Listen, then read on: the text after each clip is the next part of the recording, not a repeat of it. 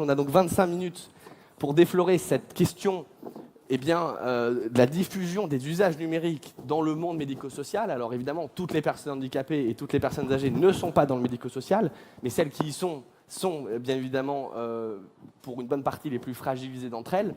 Celles précisément pour lesquelles j'expliquais, le numérique vient compenser les fragilités que sont l'isolement ou l'empêchement d'agir, tout simplement. Et alors je commencerai avec vous, Céline Boulet, parce que je vous sais particulièrement sachante sur la question et investie, puisque vous étiez sur le Tech for Handicap Forum encore en mars, pour ouvrir ces échanges et ce débat public sur cette question. Est-ce que vous diriez que effectivement, le numérique a sa place, tout simplement, dans le médico-social et dans le sanitaire? Si oui, quelle place et comment diffuser les fantastiques progrès que les usages numériques apportent pour ces publics? Alors moi, avant de vous répondre, j'ai envie de vous embarquer dans une histoire. Je suis Céline, j'ai 35 ans. Je viens de faire un très grave AVC qui va me laisser sans moyen de communication et avec des problématiques moteurs extrêmement importantes.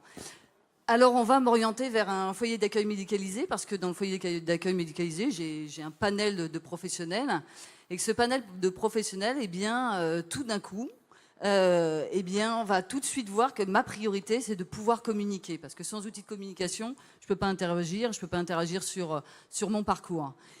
Cette équipe de professionnels, très bien formée à la communication alternative et améliorée, très bien formée aux outils numériques, tout de suite me fait faire plusieurs évaluations en termes de communication, plusieurs évaluations fonctionnelles, et tout de suite se met en lien avec un centre ressources multimédia numérique sur le territoire, parce que sur tous les territoires, il y a ces centres ressources numériques multimédia avec des professionnels très formés, pluridisciplinaires, des startups qui cherchent à développer de manière intensive des nouveaux projets, également des personnes comme moi qui sont en situation de handicap.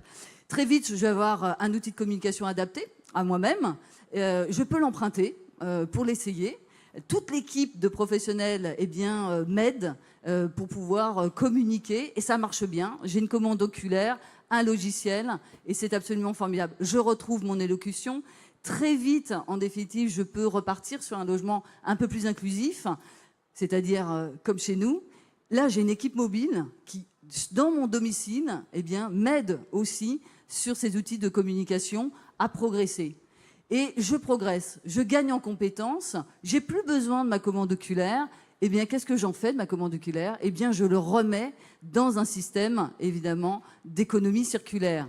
Parce que, évidemment, cette commande oculaire, j'ai réussi à l'obtenir via la maison départementale des personnes en situation de handicap dans le cadre de la solidarité nationale. Est-ce que c'est pas beau? Est-ce que c'est pas ça, demain, l'avenir du numérique dans le médico-social? Retour à la réalité, en 2018, malheureusement, si vous avez un AVC, si vous êtes avec des troubles de la communication, si vous avez des troubles du spectre de l'autisme, si vous avez une déficience intellectuelle qui ne vous permet pas de communiquer, tous ces outils-là ne sont pas forcément connus et utilisés dans le système médico-éducatif. Alors pourquoi?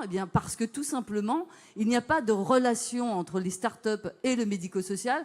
Il n'y a pas de centre ressources multimédia et numérique tel que je l'exprimais. Il n'y a pas une bonne connaissance des maisons départementales des personnes en situation de handicap. Et il n'y a pas d'économie circulaire. En France, mon eye tracker, tel que je vous en parlais tout à l'heure, ma commande oculaire, si je n'en ai plus besoin demain, bien que ça soit la solidarité nationale qui m'ait permis de l'acquérir, je pourrais la vendre sur le Bon Coin. Voilà. Aujourd'hui, le système, il n'est pas organisé. C'est ça le problème. C'est pas que le médico-social n'a pas envie de travailler avec les startups.